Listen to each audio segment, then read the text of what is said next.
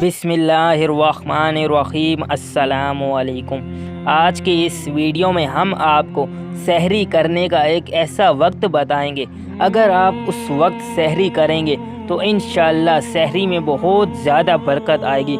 इतनी बरकत आएगी कि आप सोच भी नहीं पाएंगे। रसूलुल्लाह सल्लल्लाहु अलैहि वसल्लम ने फरमाया, सहरी खाया करो, सहरी में बरकत है, सहरियों में बरकत है, लिहाजा उसे मत छोड़ो, अगरचे तुम में से कोई पानी का एक घूंट ही हो। यकीनन अल्लाह और उसके फरिश्ते सहरी खाने वालों पर दुरूद भेजते हैं। अब सहरी का वो कौन सा वक्त है जिस वक्त सहरी करने से सहरी में बहुत ज़्यादा बरकत आती है? सबसे पहले ये जो आपको लाइक का बटन नज़र आ रहा है, इसके ऊपर क्लिक करके इस वीडियो को लाइक कर दें, और ये जो लाल रंग का बटन है इसके ऊपर क्लिक करके हमारे चैनल को सब्सक्राइब कर दें, और ये जो घंटी है इसको भी आप ज़रूर प्रेस करें ताकि आपको हिस्ट्री, मौला अली अलैहिस्सलाम के बताए हुए वज़ाइफ, उनके कौल और बहुत सी ऐसी वीडियोस आप तक पहुंच सकें।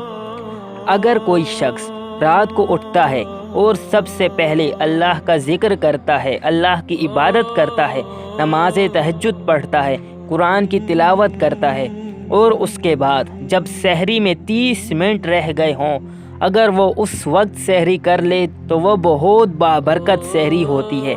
उसमें बहुत ज़्यादा बरकत होती है, वो बहुत ही ख़ास वक्त होता है, उसमें बहुत ज़्यादा बरकत आती है।